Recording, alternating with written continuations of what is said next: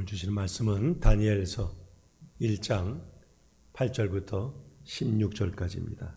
사실 다루기는 다니엘서 전체를 다룹니다. 그러나 오늘 읽는 것은 다니엘서 1장 8절부터 16절까지 우리 한 목소리로 봉독하십니다. 시작. 다니엘은 뜻을 정하여 왕의 음식과 그가 마시는 포도주로 자기를 더럽히지 아니하리라 하고 자기를 더럽히지 아니하도록 환관장에게 구하니 하나님이 다니엘로 하여금 환관장에게 은혜와 긍휼을 얻게 하신지라. 환관장이 다니엘에게 이르되 내가 내 주 왕을 두려워하노라.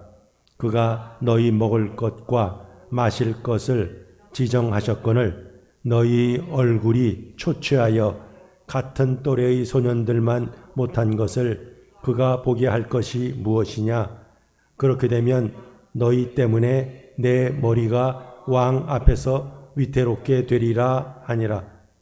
환관장이 다니엘과 하나냐와 미사일과 아사랴를 감독하게 한 자에게 다니엘이 말하되 청하오니 당신의 종들을 열흘 동안 시험하여 채식을 주어 먹게 하고 물을 주어 마시게 한 후에 당신 앞에서 우리 얼굴과 왕의 음식을 먹는 소년들의 얼굴을 비교하여 보아서 당신이 보는 대로 종들에게 행하소서 하매 그가 그들의 말을 따라 열흘 동안 시험하더니 열흘 후에 그들의 얼굴이 더욱 아름답고 살이 더욱 윤택하여 왕의 음식을 먹는 다른 소년들보다 더 좋아 보인지라. 그리하여 감독하는 자가 그들에게 지정된 음식과 마실 포도주를 제하고 채식을 주니라. 아멘. 일본 제국주의가 아시아 정복이라는 야망을 가지고 무력을 증강하고 있을 때 우리 조상들은 당쟁을 일삼았고 우상 앞에서 절을 하고 있었습니다. 일본은 무력으로 국권과 강토를 빼앗고 우리 고유 문화를 짓밟으면서 민족의 혼 자체를 말살하려고 안간 힘을 쏟았습니다. 조선의 젊은이들이 그들이 일으킨 전쟁의 총알바지와 그리고 위안부로 끌려가서 동남아, 태평양 그리고 중국에서 죽어갔습니다. 교회에 가해진 압박도 엄청났습니다. 교회 종탑에 있던 종들을 철거해 갔습니다. 예배 전에 일본 국기에 절하게 했습니다. 1943년 9월부터는 주일 밤 집회와 수요 기도회를 드리지 못하게 했습니다. 신사참배를 강요했습니다. 말과 성씨와 자유와 민족의 혼을 빼앗겼던 그런 어두운 시대를 35년 동안 지냈습니다. 그런데 빼앗긴 그들에도 봄이 왔습니다. 바로 어제가 8월 15일이었습니다. 일제 강점기를 지나면서 수많은 피들이 뿌려진 땅, 그 땅에 하나님의 은혜로 광복의 햇살이 비추었고 주권을 회복한 지 올해로 75년이 됩니다. 지금부터 2600년 전에도 나라를 잃고 낯선 땅에 끌려가서 살던 사람들이 있었습니다. 그들 중에 다니엘이 있었습니다. 자, 오늘은 이제 비전의 사람 시리즈 10번째 마지막으로 이 다니엘을 살펴봅니다. 자, 이 비전의 사람들은 모두 어려운 현실 가운데서 하나님의 비전을 받았습니다. 민족을 향한 하나님의 음성을 듣고 어려움이 있을지라도 온 힘을 다해서 그 비전을 품고 비전을 나누고 전하기 위해서 달려갔습니다. 바로 다니엘은 포로기에 낙심한 그 이스라엘 공동체에 소망을 주어서 그 포로 시기를 견디게 하고 또 미래를 향한 종말 신앙을 심어 주었습니다. 다니엘은 아브라함이나 모세나 이사야처럼 하나님을 직접 대면한 후에 비전의 사람이 된 것은 아닙니다. 그러나 하나님 백성답게 살기를 결단했을 때 그는 하나님 손에 붙들린 그런 비전의 사람이 되었습니다. 자, 주전 8세기 말엽에 바벨론은 아수르를 누르고 근동 지역의 패권을 차지했습니다. 갈그미스에서 애굽을 격파한 바벨론 왕 느부갓네살은 유다 왕 여호야김이 통치하던 예루살렘을 포위했습니다. 그때에 다니엘과 이 세 친구들은 바로 그 바벨론 그 1차 침공 때, 그러니까 지금 따지면 주전 605년이죠. 그때 바벨론의 포로로 잡혀갔습니다. 다니엘서는 바로 이 주전 586년이 유다가 망할 때입니다. 그때부터 536년까지 바벨론이 이제 망하고 페르시아에게 망할 때까지 그 포로 시대, 그리고 이제 538년부터 이제 시작된 포로 귀환 시대를 배경으로 하고 있습니다. 다니엘서는 바로 그 역사와 그리고 묵시를 통해서 하나님의 주권적인 섭리를 보여주면서 성도들로 하여금 믿음으로 이 환난을 견디자 하는 그런 소망을 제공합니다. 나라 잃어버린 이 유다 백성은 하나님 백성인 자신의 정체성을 잃어버리고 바벨론 사람들이 섬기는 그 말뚝신 여호와 하나님 대신에 말뚝신을 섬겨야 했습니다. 그들은 이 하나님을 모르는 이방인들 사이에 끼어 살면서 안식일을 거룩하게 지키고 부정한 음식을 먹지 않고 율법의 규정대로 사는 것, 그것이 얼마나 어려운가 하는 것을 아주 실감하면서 살았습니다. 일제강점기에 학교에서 일본말을 가르치고 창씨개명을 강요하고 역사를 왜곡하면서 한국의 정신을 말살하려고 했던 그때와 아주 비슷한 상황이라 하겠습니다.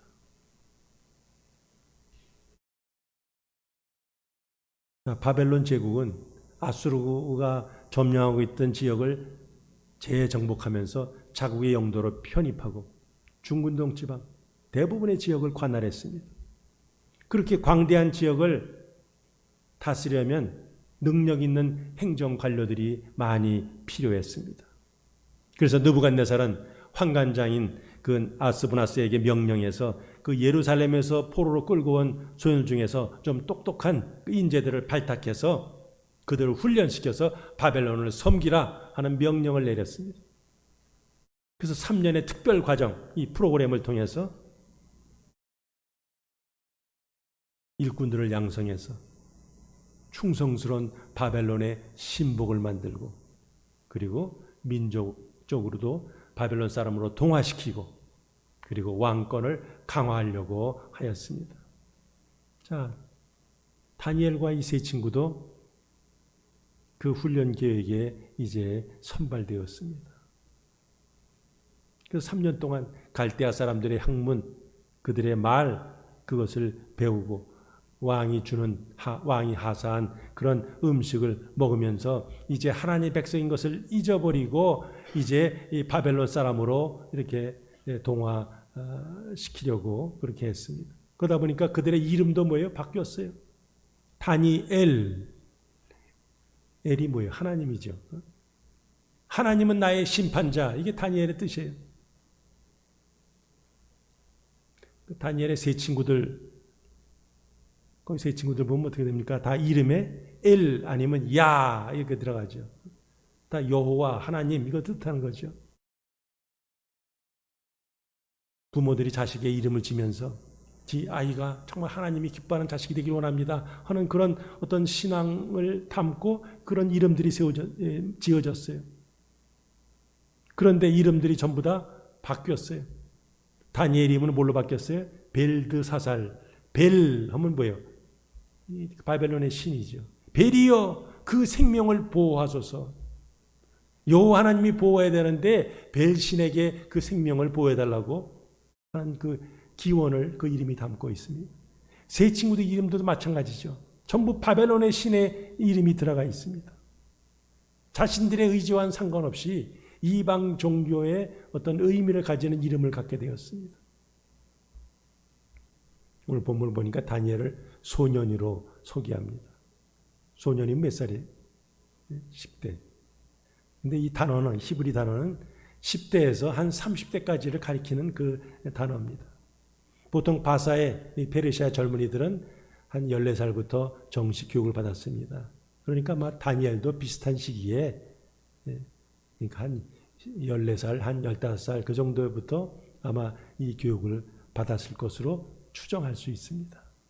자, 보통 사람 같으면 야, 내가 이 많은 사람 중에서 특별히 선택되어서 이런 특별 교육을 받고 앞으로 이 바벨론의 인재로 양성된다. 이것을 기뻐했겠죠. 그러나 다니엘은 한 가지 어떤 뜻을 세웠어요.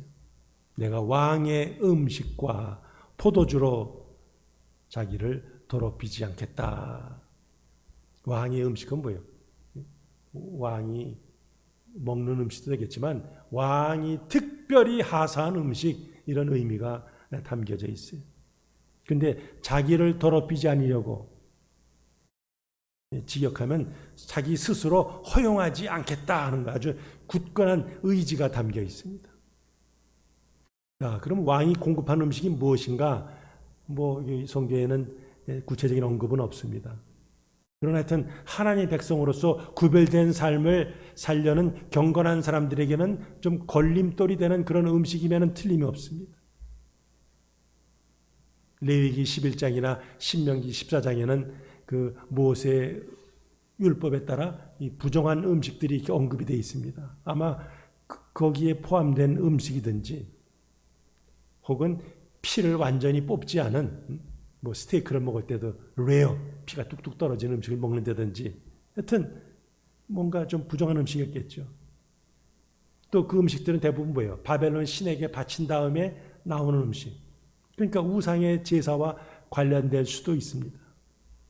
그러다 보니까 이게 부정하다. 그래서 더럽힌다는 단어가 여기 나오고 있습니다. 자, 눈에 보이는 왕의 명령을 따를 것인가? 아니면 보이지 않는 하나님의 말씀을 따를 것인가? 대부분의 사람들에게는 너무나 쉬운 선택입니다. 그러나 다니엘은 하나님 백성답게 살기 위해서 어려운 선택을 지금 하고 있어요. 그래서 그가 환관장을 찾아가죠. 그랬더니 환관장은 또 다니엘을 돌보고 있는 그 감독에게 또 그를 맡깁니다. 자, 열흘 동안 물과 채식을 먹으면 분명히 어떤 변화가 있을 터인데, 그때 가서 왕의 음식을 먹는 다른 손들과 한번 비교해 보세요. 만일 우리가 얼굴이 좀 이렇게 초췌해진다면 그러면 당신의 처분대로 따르겠다 하는 제안을 한 거죠. 거기 채식이라는 말이 나옵니다. 채식. 채식하면 뭐 생각해요? 양상추 이거 생각하죠. 그러나 채식은 직역하면 씨앗입니다. 씨앗. 그러니까 씨에서 자라난 것. 그럼 뭐예요? 채소뿐 아니라 과일, 곡식, 빵 이게 다 포함되죠. 왜 채식을 먹으려고 했을까? 채식이 육식보다 건강에 좋다는 그런 어떤 현대적인 그런 지식에 기초한 것이 아니라 하나님이 도우실 것이라는 믿음의 기초에서 그런 뜻을 정하게 되었습니다. 당신 앞에서 이란 말을 씁니다. 그러니까 감독관이 보는 앞에서 채식을 먹겠다는 거죠. 어떤 이런 술수를 쓰지 않겠다는 거예요. 자, 열흘이 지났습니다. 그 결과가 어떻습니까? 왕의 음식을 먹지 않고 채식을 먹은 이 다니엘과 세 친구 얼굴이 왕의 음식을 먹은 자들보다 훨씬 더 아름답고 그 살이 윤택했더라 했습니다. 그러니까 다니엘의 제안대로 감독하는 자는 그들에게 왕의 음식과 포도주를 제하고 채식을 주었다 합니다. 제하는 건 뭐예요? 왕의 음식을 더 이상 제공하지 않았다는 거죠. 자, 이 다니엘과 세 친구가 그 부정한 음식으로부터 자신들을 지켰더니 하나님께서 그것을 기특하게 보셨어요. 그래서 당대 모든 지식과 학문 그리고 기술을 다 습득하게 하시고 플러스 보너스로 지혜와 명철을 그들에게 더해 주었습니다. 자, 이제 3년의 예정된 기간이 지났습니다. 그들이 느부갓네살 앞에 섰습니다. 이것도 물어보고 저것도 물어보고 여러 가지 테스트를 합니다. 왕이 깜짝 놀랐습니다. 그들이 가진 지혜와 총명이 온 나라 박수와 술객보다 10배나 나았다 감탄을 했습니다. 오늘 1장 끝까지 다 읽진 않았지만 1장 끝부분에 뭐가 있습니까? 다니엘은 고레스 원년까지 바벨론에 살았더라 하는 말이 나옵니다. 자, 고레스 원년이면은 언제예요? 주전 538년이죠. 아수르를 멸망시키고 페르시아 제국이 세워지는 때입니다. 그때에 이제 이 고레스가 칙령을 내리죠. 그래서 그 다음 해인 주전 537년에 이제 유대인들이 드디어 70년간의 포로 생활을 이제 마치고 1차로 예루살렘으로 돌아갈 때였습니다. 자, 그러면 바벨론의 포로로 끌려온 게 언제라 그랬어요? 아까 주전 605년. 그리고 538년까지 거주했다 그랬으니까 거의 한 68년, 67년, 68년 바벨론에 사는 거죠. 그럼 바벨론의 포로로 잡혀갈 때가 한 14살, 15살 되면 거의 68을 더하면 어떻게 돼요? 그럼 고레스 원년, 이 다니엘서가 쓰여질 때 상당수는 뭐예요? 그 나이가 80세 이상, 90세 이하 이렇게 추측할 수가 있죠. 다니엘 6장에 보면은 아주 유명한 스토리가 있죠. 다니엘을 죽이려 하는 음모가 언급됩니다. 자, 다니엘은 대단한 사람이에요. 보통 왕이 바뀌면 어떻게 됩니까? 그러면 줄줄이 다 바뀌죠. 그러나 다니엘은 왕이 바뀌고 심지어 바벨론이 망하고 페르시아가 왕이 돼 왕조가 바뀌어도 여전히 그는 왕 다음에 2인자로 나라를 다스렸어요. 자, 그래서 이제 고레스 왕이 이제 이 3명의 총리를 이렇게 세우는데 그 중에 한 사람이 있어요, 다니엘이. 근데 다른 사람보다 더 뛰어났기 때문에 왕은 다니엘에게 국사를 다 맡기려고 생각했습니다. 그러니까 그 사실을 한 다른 총리들이나 방백들이 이게 시기심이 나는 거죠. 어떻게 하면 저 친구 좀 끌어내릴까 고소할 틈을 찾았지만 다니엘에게선 도무지 흠이 없어요. 도무지 허물을 찾을 수가 없었습니다. 어떻게 하면 저 친구를 걸고 넘어질까 계속 찾다가 하나 딱 찾은 게 있어요. 바로 하나님의 율법과 관련된 것이었어요. 그들은 다니엘이 하나님을 믿고 매일 기도한다는 사실을 알아냈습니다. 그래서 왕 앞에 나가서 한 가지 법을 정합시다. 그래서 그 법을 시행합시다 요청합니다. 무슨 내용이에요?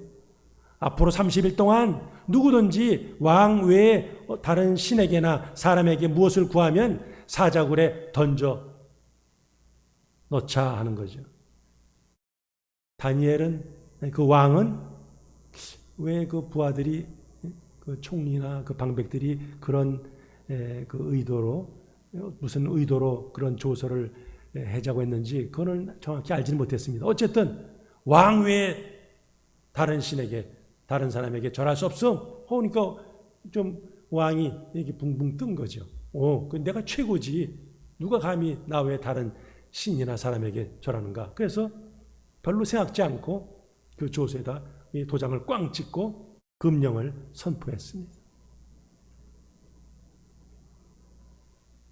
그럼 다니엘은 당연히 나라의 2인자니까 왕이 금령을 선포한 거 다 알고 있죠. 그런데 다니엘은 뭡니까? 집에 돌아가자마자 윗방에 올라가서 예루살렘 쪽, 즉 서쪽에 창문을 쫙 열고, 그리고 전에 하던 대로 하루에 몇 번씩 기도했어요? 3번씩 무릎을 꿇고 기도하면서 하나님께 감사했더라 그랬어요. 이거 붙잡히면 이거 죽는데 감사가 나옵니까? 그러나 다니엘은 기도하면서 하나님께 감사했다 그랬어요.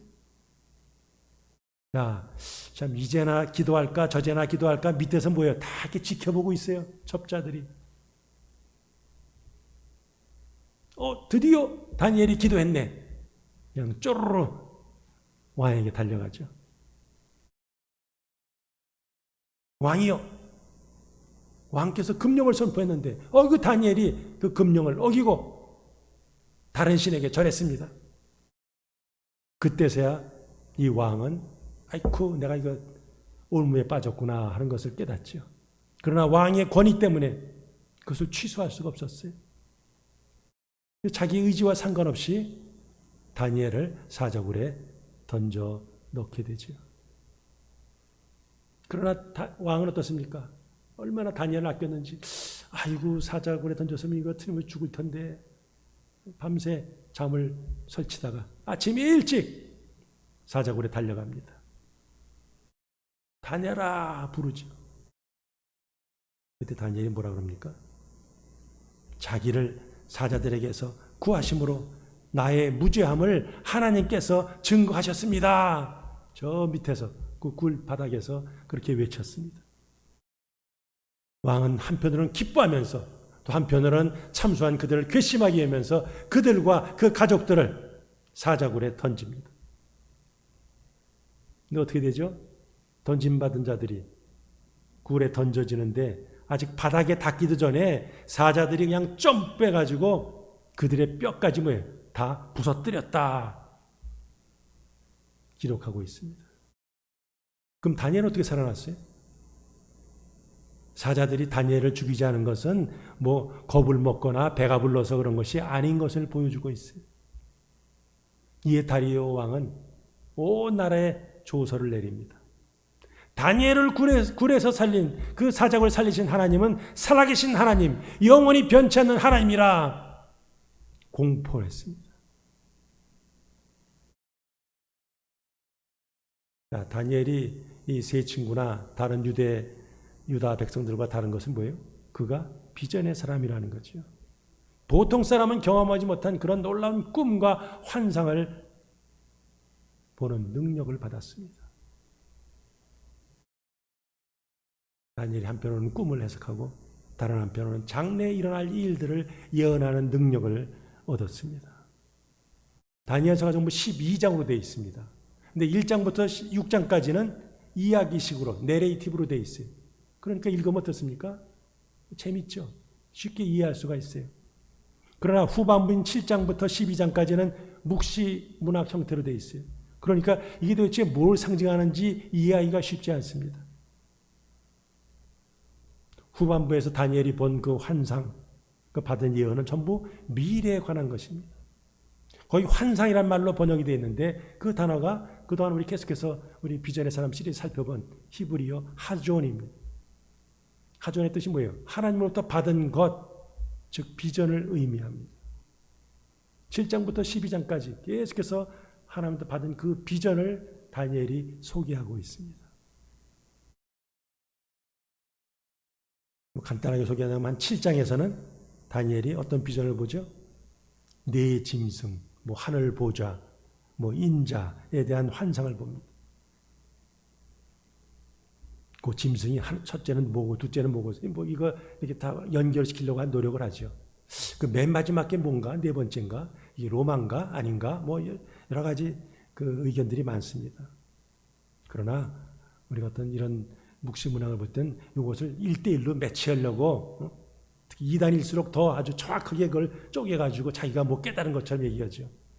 그러나 어떤 특정한 나라에 관한 것이라기보다 하나님을 대적하는 인간의 권력 그리고 세상 나라의 최후에 대해서 말한다. 이거는 분명하죠. 또 8장에서는 다니엘이 숫 양과 숫 염소 그리고 그 짐승들의 뿔에 대한 환상을 봅니다. 이것도 역시 세상 끝에 일어날 일들이죠.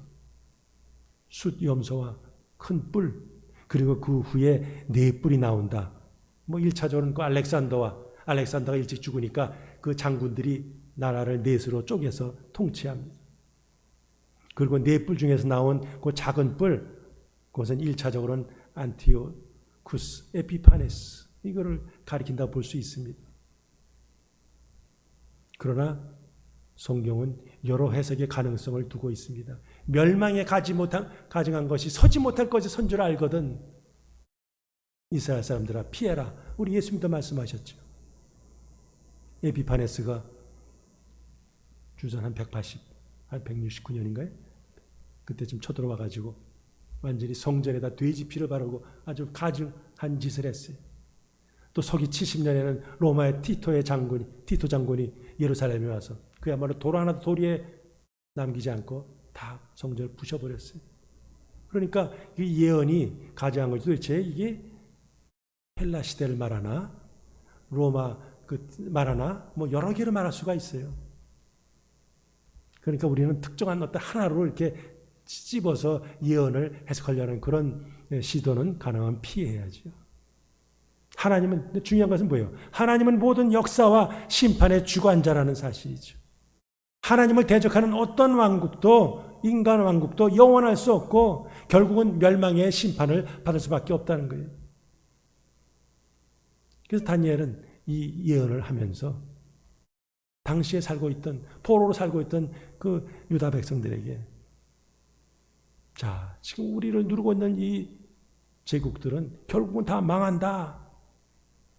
하나님이 나를 회복한다는 것을 알려주는 것이고 마찬가지죠. 오늘 21세기에 오늘 우리가 이 다니엘의 예언을 보면서 이 불안전 속에서 환난과 어려움을 겪고 있는 역병을 통과하고 있는 우리들에게도 이 때는 다 지나갈 때가 있다 소망을 주는 거죠.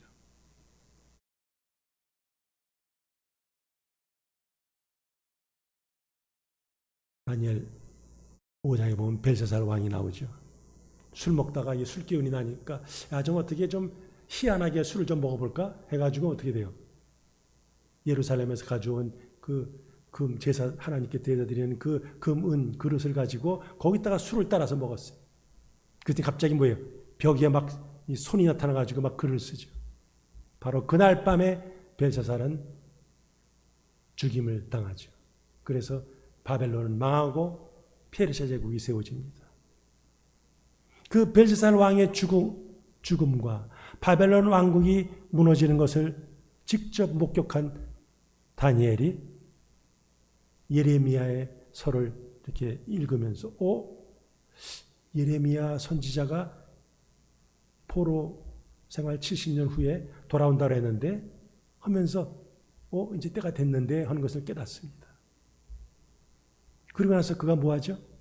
유다 민족의 귀환과 예루살렘의 회복을 위해서 그가 간절하게 하나님께 기도합니다.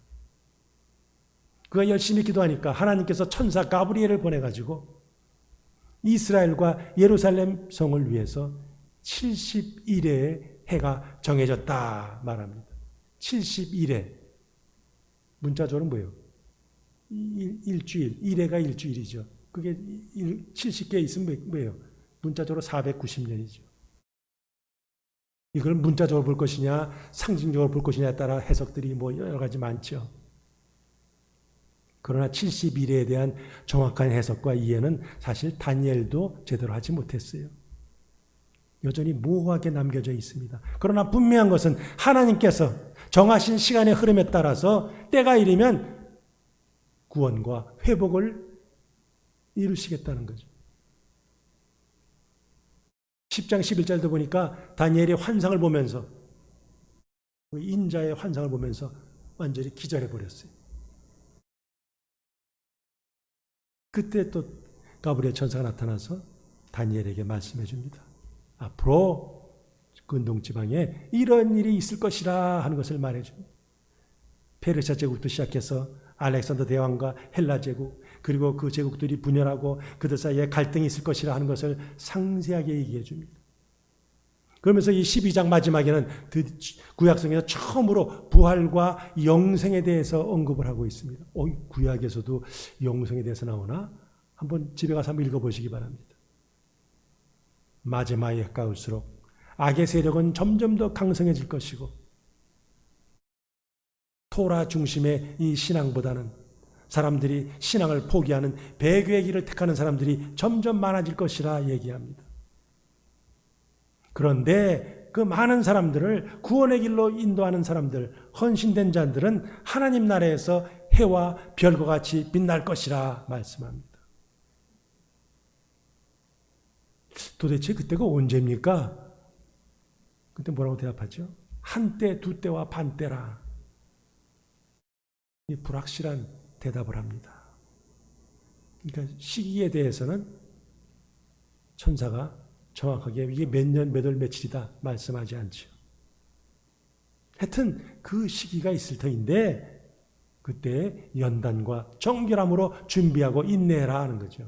이 다니엘의 묵시가 우리 예수님의 가르침과 어때요? 아주 비슷하죠. 다니엘은 장래에 있을 일들을 예언함으로써 이런 일을 당하게 될 미래의 하나님 백성들에게 믿음으로 굳건히 설 것을 권면하고 있습니다. 다니엘서 전체를 흐르는 주제가 뭐예요? 주된 주제는 세상 왕국을 주관하시는 하나님의 주권 그리고 구원의 능력입니다. 하나님 어떤 정한 기한까지는 대적들이 설칠 것이다. 그리고 그들을 인해서 성도들이 박해를 당할 것이라. 그러나 결국엔 하나님께서 당신의 백성들을 영원한 나라로 이끌 것이라는 거죠. 이 세상에서 우리를 당황하게 하는 그런 일들은 계속 벌어진다는 거예요. 그러나 결국은 하나님의 섭리 가운데 아름다운 마무리를 질 것이라는 거예요. 그러니 하나님 믿는 자들이요, 어떠한 경우에도 낙심하지 말고 소망을 버리지 말고 역사의 주인이신 하나님을 의지하자. 이게 다니엘이 쓰여진 목적이죠. 다니엘서가 쓰여진. 그러니까 끝까지 진실하면 부활도 체험할 것이라. 그 내용이 이 다니엘서 12장에 나오고 있어요. 그러니까 다니엘서를 읽고 있는 당시의 이스라엘 백성들은 어떻습니까? 우리가 지금 이방 땅에 포로로 살고 있지만 그러나 우리가 어떻게 살아야 되지? 어떻게 우리가 소망 가운데 살아야 되나? 하는 것을 지금 다니엘이 제시하고 있어요. 또한 그 말씀은 오늘 우리에게 똑같죠. 지금 우리가 힘든 때로 살고 있지만 그러나 영원한 하나님의 나라가 예수님의 재림과 함께 임할 것이라는 것을 우리가 소망 중에 바라보면서 우리는 믿음으로 살아야 합니다. 이 다니엘서에도 우리 예수님이 계시되어 있어요. 사실은 이 다니엘은 예수 그리스도의 어떤 면에서 모형이라 할 수 있죠. 뭐 다니엘뿐만 아니라 구약에 있는 모든 인물들 마찬가지죠. 전부 다 예수 그리스도의 모델들이. 다니엘이 자기의 잘못 없이 사실은 하나님을 신실하게 섬기다가 사자굴에 던져져 죽음에 직면했습니다. 그런 하나님의 능력 가운데 그 배고픈 사자의 입이 막히고 그는 털끝 하나 다치지 않고 살아나면서 하나님의 영광을 돌렸습니다. 우리 예수님께 어떻습니까? 전혀 그분은 죄가 없으신 분이에요. 하나님의 뜻대로 하나님의 목적을 이루시기 위해 이 땅에 오셨어요. 그런데 그가 십자가에 달리게 되죠. 그는 죽으셨으나 하나님의 능력 가운데 다시 사셨어요. 다니엘이 사자굴에 던져진 것은 그 주변 사람들의 악한 의도 때문이었어요. 그런데 하나님은 그런 그들의 악한 의도조차 하나님의 영광을 드러내는 그런 수단으로 사용하셨어요. 예수님께서도 마찬가지죠. 그가 십자가에 돌아가신 것도 이스라엘 백성들의 악한 의도 때문이었어요. 그러나 합력할 선을 주신 하나님께서는 그들의 계획을 통해서 도리어 십자가 대속의 죽음으로 인류를 구원하시는 하나님의 뜻을 이루셨습니다.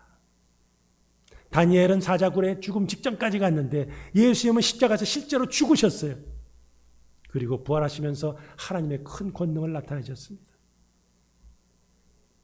다니엘 3장에 보면 다니엘의 세 친구가 결박당한 채 그 풀 가운데 던져지죠. 느부갓네살 왕이 감히 신상에 절하지 않다니 씩씩댑니다. 그래서 풀풀 이놈들 다 타 죽었겠지 하면서 이렇게 들여다봅니다. 내려보니까 어때요?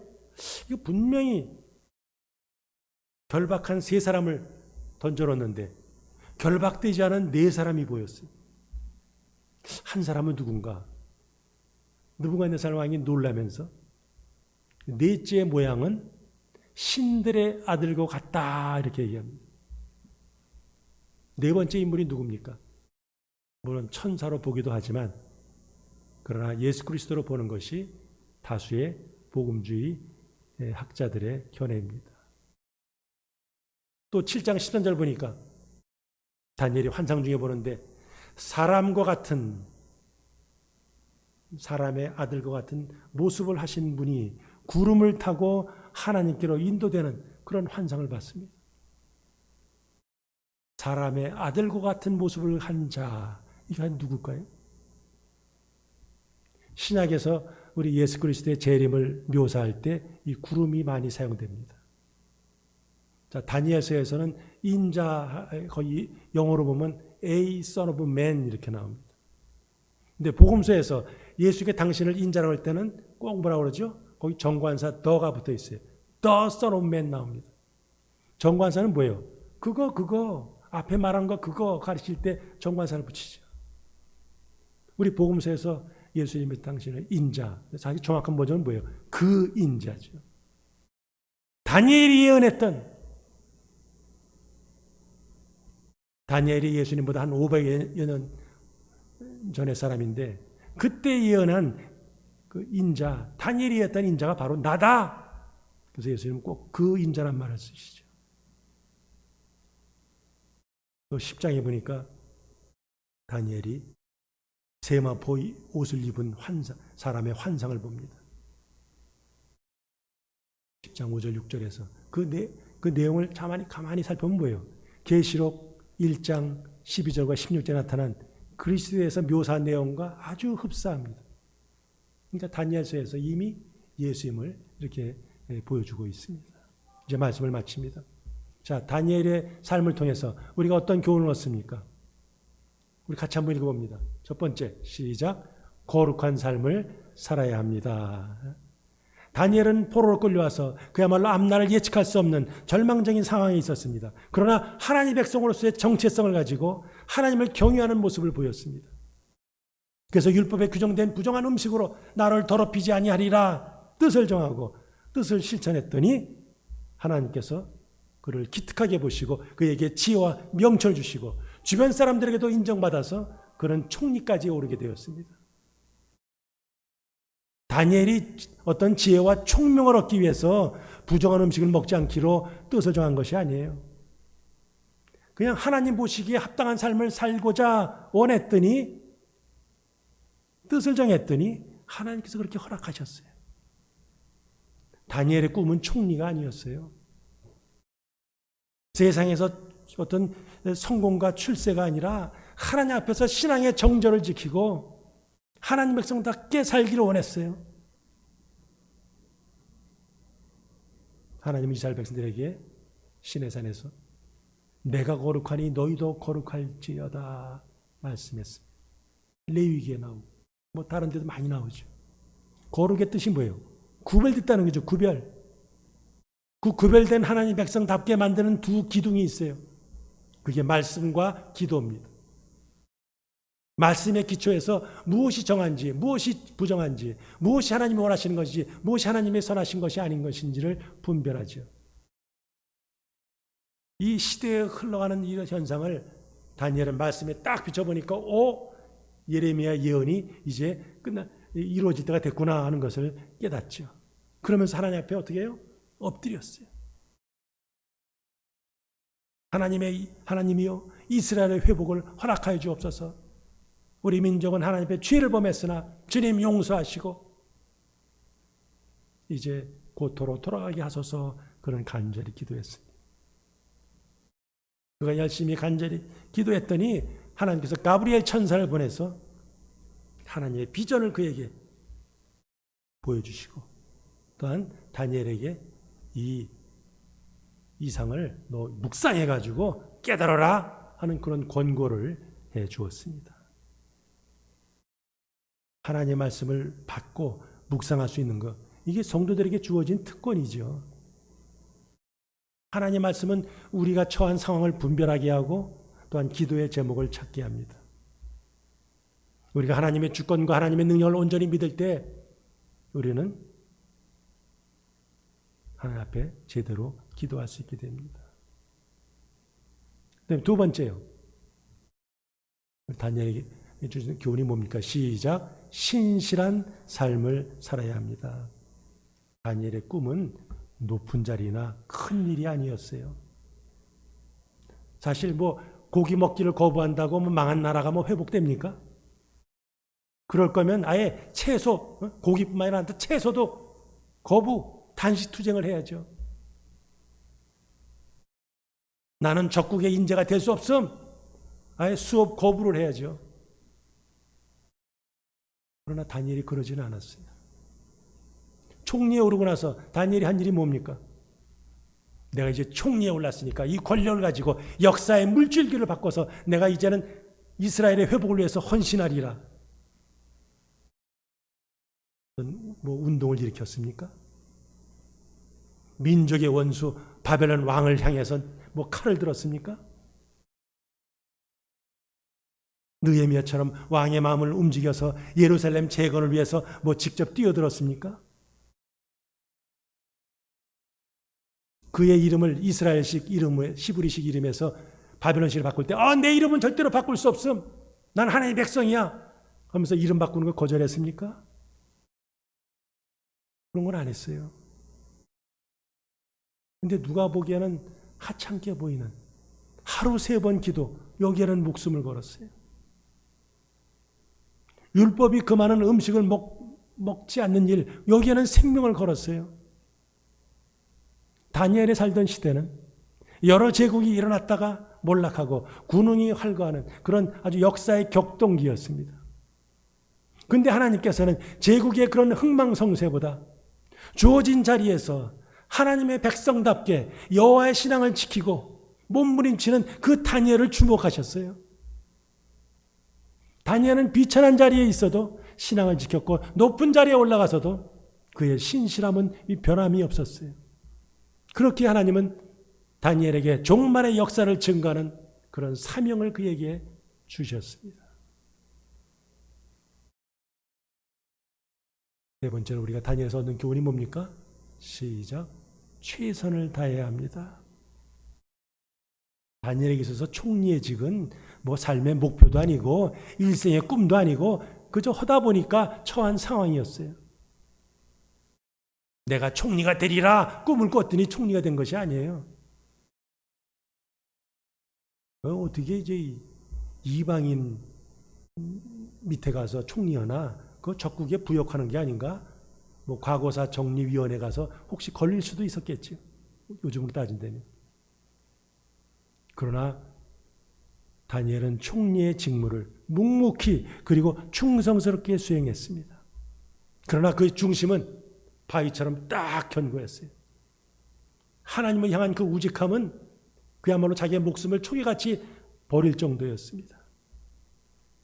이방 땅의 포로로 끌려간 이스라엘 백성들이 과연 어떻게 살아야 되나? 다니엘은 그 본을 보여준 것이죠. 비록 우리가 나라를 잃고 이방인들 사이에 살아가게 될지 할지라도 우리의 삶의 현장에서 최선을 다하자. 다하는 이유는 세상에서 성공하고 출세하기 위한 것이 아니다 하는 거예요.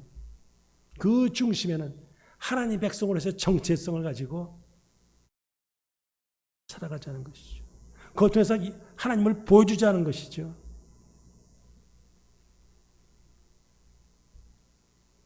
다니엘이 느부갓네살에게 하나님은 누구신가 강의하고 얘기한 것은 아니에요. 그냥 믿음을 지켰더니 나타나는 그 열매를 보고 감격해가지고 이스라엘 하나님 여호와를 섬길지어다 이 하나님을 모르는 이방이 선포할 정도였습니다. 다니엘같이 우리는 처한 장소와 상황에서 우리는 최선을 다하면서 하나님께 영광 돌리고 다른 사람들에게도 능력을 인정받아야죠. 예수 믿는 사람이 과연 달라? 이런 표정, 이런 말을 들어야죠. 다니엘이 디아스포라 유대인인 것 같이 우리는 디아스포라 한국인으로 이 미국 땅에 살고 있습니다. 하나님 우리를 이곳에 보내신 거 우연이 아닙니다. 자유를 찾아서 자식 교육을 위해서 여러 가지 제목을 이유를 댈 수 있겠지만, 그러나 그 밑에는 하나님의 보이지 않는 손길이 있어서 우리가 여기 온 것이죠. 우리 각자를 향한 하나님의 뜻이 있습니다. 다니엘의 삶의 자세가 우리에게 큰 도전이 됩니다. 다니엘같이 하나님과 동행하면서 하나님이 함께 하시는 증거를 보여야 합니다. 그러면 다니엘같이 거룩하고 신실해야 합니다. 다니엘같이 삶의 현장에서 최선을 다해야 합니다. 무엇보다 다니엘같이 감사하면서 기도에 힘을 써야 합니다. 예수를 통해서 우리를 죽음과 죄와 죽음에서 구원하신 이 사실을 인해서 우리는 감사하면서 그 감격으로 주님이 원하신 사명을 감당해야 합니다. 코로나 바이러스 인해서 그야말로 한 번도 경험하지 못한 이런 힘든 때를 지나고 있습니다. 이런 상황에서 우리의 시선을 하나님께서 이 모든 어려움을 재건하실 그때를 바라보면서 우리는 견뎌야 합니다. 믿음으로 견뎌야 합니다. 다니엘은 젊었을 때부터 늙었을 때까지 노년이기까지 아름다운 믿음을 소유했습니다. 그 다니엘을 본받아서 온 성도들이 주님이 인정하시는, 기뻐하시는 그런 믿음의 소유자, 하나님 앞에 그날까지 맡긴 사명을까지 감당하는 그런 귀한 사명자들이 되시기를 주님의 이름으로 축복합니다. 아멘. 자, 우리 찬송가 303장 날 위하여 십자가에 함께 부르시고 합심해서 기도를 드립니다. 우리 세 가지 기도 제목을 놓고 잠시 기도합니다. 첫 번째, 신실하고 최선을 다하는 그런 신앙인으로 살도록. 두 번째가 한국이 마지막 때 하나님이 귀하게 쓰시는 나라가 되도록. 세 번째, 코로나 바이러스 사태가 하루속히 진정되도록. 세 가지 제목을 놓고 우리 자신을 위해서, 나라를, 민족을 위해서, 또 우리 코로나 바이러스 사태의 회복에서 벗어나도록 함께 기도합니다. 찬송가 부르십니다.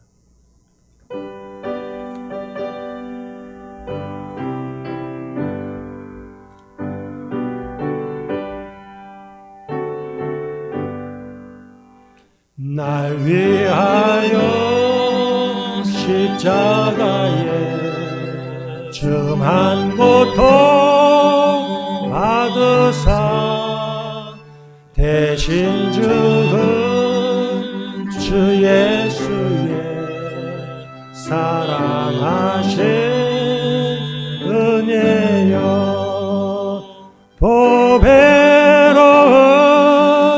피를 영영 죽은 죄에서 구속함을 받은 우리 어찌 찬양 안 할까. 우리 다 같이 고개를 숙입니다. 신실하고 최선을 다하는 신앙이 되도록, 또 우리 사랑하는 조국을 위해서, 또 코로나 바이러스 때가 하루속히 진정되도록 우리 함께 기도하십니다. 사랑과 은혜가 풍성하신 하나님, 아버지여, 정말 다니엘의 모습을 살펴봤습니다. 어린 나이에 포로로 끌려가서 하나님 알지 못하는 이방인 나라에 가서 어려운 때를 보냈습니다. 그러나 그런 속에서 하나님의 백성으로서의 정체성을 가지고 하나님의 원하시는 삶을 살기를 다짐했습니다. 그가 귀하게 뜻을 정하면서 왕의 음식을 먹지 않기로 다짐했을 때 하나님께서는 그의 중심을 보셨습니다. 하나님은 그를 기쁘게 여기셨습니다. 그래서 구별된 사람으로 살도록 모든 여건을 마련해 주셨습니다. 그의 지혜와 명철을 더하셨습니다. 모든 사람보다 뛰어난 지혜를 더하여 주셨습니다. 바벨론의 총리로서 또 심지어 왕조가 바뀌어서 페르시아 제국으로 바뀌었을지라도 그런 여전히 총리가 되어서 하나님이 함께 하시는 귀한 증거를 보여주었습니다. 아버지 하나님, 다니엘같이 구별된 사람, 다니엘같이 신실한 사람, 다니엘같이 삶의 현장에서 최선을 다하는 사람들이 되기를 원합니다. 다니엘같이 말씀에 충만하고 기도로 아버지와 주님과 교통하는 자들 되기를 간절히 원합니다. 아버지여, 지금 어려운 때를 지나고 있지만 그러나 사랑하는 성도들이 하나님의 백성으로 정체성을 잃지 않게 하시고 믿음으로 주님 바라보면서 나갈 때 이 모든 능히 감당할 수 있는 능력을 더하여 주옵소서. 소망 중인 주님을 바라보는 자들 되기를 간절히 원합니다. 아버지 하나님, 참 우리 광복절이 지금 75년, 우리 조국이 광복되면서 75년째를 맞습니다. 아버지요, 참 도저히 우리는 일제의 압박에서 벗어날 수 없었는데 하나님의 크신 사랑 가운데, 하나님의 인도하신 가운데 광복의 기쁨을 맛봤습니다. 아버지 하나님이여, 참 이제는 전 세계에서 아버지여, 참으로 나라 이름을 드러내는 그런 놀라운 역사를 이루었습니다. 하나님께서 우리를 이끌어 하신 것은 하나님 뜻인 것을 믿습니다. 이 마지막 때에 참 복음을 증거하고 살아계신 주님을 증거하는 그런 복된 하나님의 나라 되기를 간절히 원합니다. 남과 북이 주 안에서 복음으로 하나 되게 하여 주시고, 아버지 하나님이여, 정말 하나님의 역사에 귀하게 동참하는 귀한 우리 조국이 되기를 간절히 원합니다. 코로나 바이러스가 이 확진 기세가 돔처럼 꺾일지를 모릅니다. 그런 속에서 우리 사랑하는 모든 성도들 눈동자가 지키시고 강건하게 붙들어 주시고, 아버지 하나님이여, 이걸 통해서도 위축되지 않고 진혹되지 않게 하시고 오히려 하나님의 역사를 크게 증가하는 데 되기를 간절히 원합니다. 아버지여, 속히 치료제와 백신이 개발되게 해주시고 모든 활동이 정상적으로 회복되게 하시고 우리 온 교우들이 교회에 나와서 함께 예배드리는 그날이 속히 임하게 하여 주시옵소서. 주님, 모든 것 주님께 의지합니다. 이 시간 마음에 소원하며 올려드리는 모든 기도의 제목들 주님 응답하여 주옵소서. 주님의 영광이 드러나게 하여 주옵소서. 예수님의 이름으로 간절히 기도하옵나이다.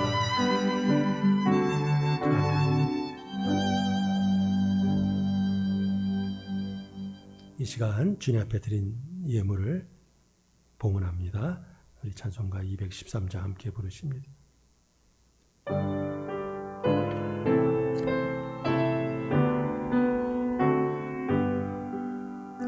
나의 생명 드리니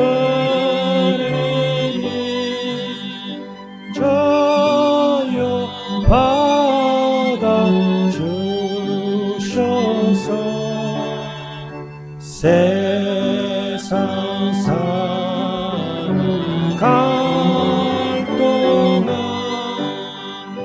찬송하게 하소서. 나의 보라 드리니 저여 받아 주셔서 하늘 나라 위하여 저 뜻대로 쓰소서.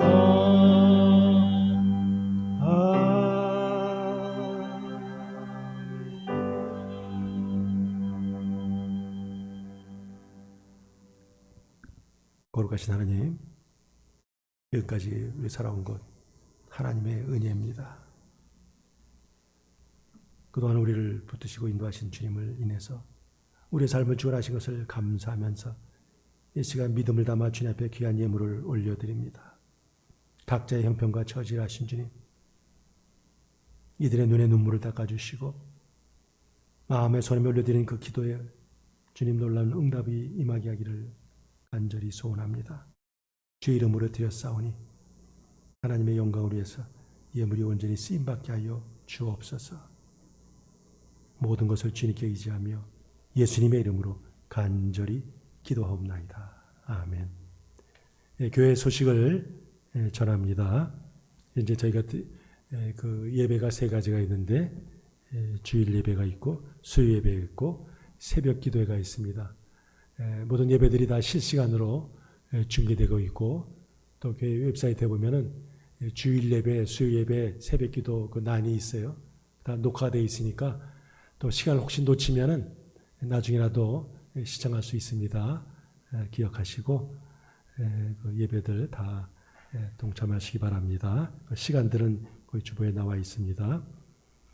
그리고 온라인 수요 예배는 우리 유재기 목사님이 인도하십니다.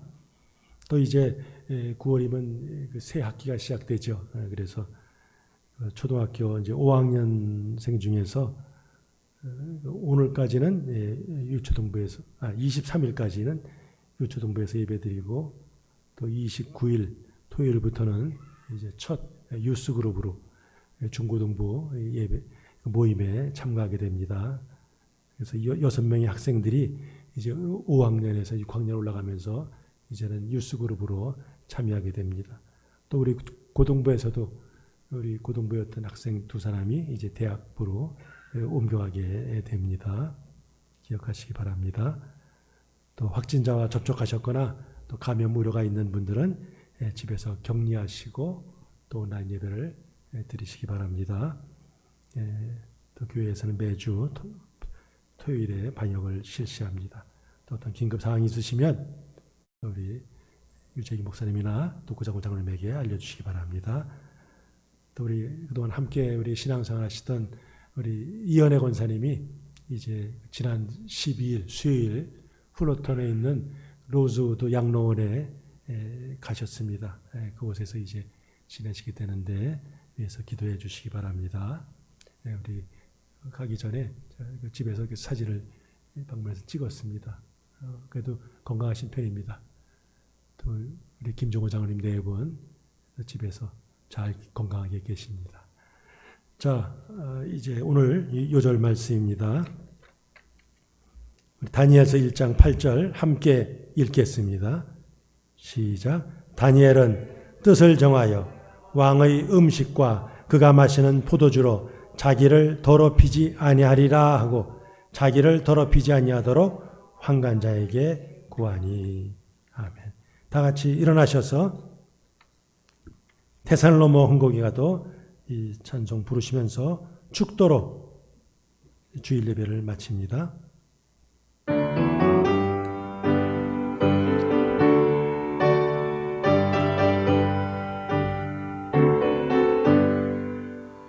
대산을 넘어 언덕에 가도 길 가운데로 걸어가면 주께서 항상 지키시기로 약속한 말씀 변치 않네.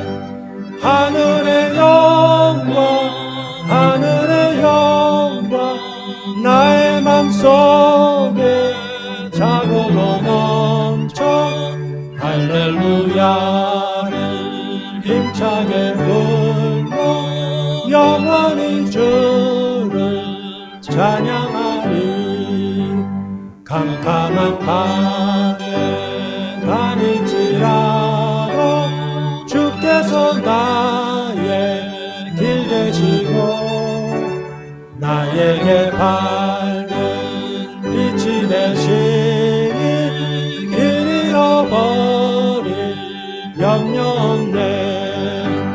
하늘의 영광 하늘의 영광 나의 맘속에 차고로 넘쳐 할렐루야를 힘차게 불러 영원히 주를 찬양하리. 광명한 그 길 마음에 바라 찬란한 천국 바라보고 할렐루야를 힘차게 불러 날마다 빛에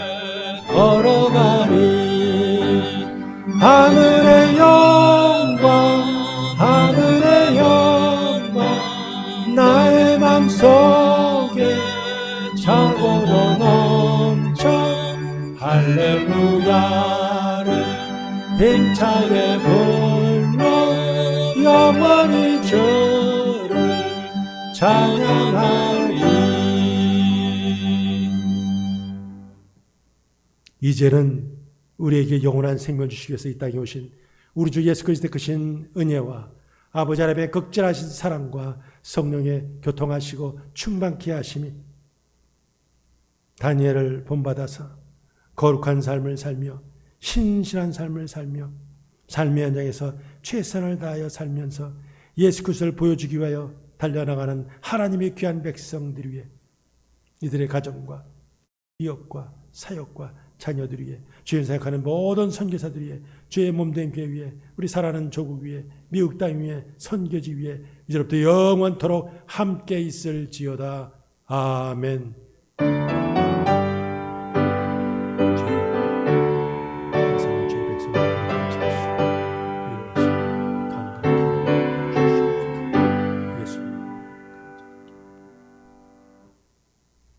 예, 또 한 주일 동안도 주님과 동행하면서 여기까지 강건하시고 또 승리하시기 바랍니다.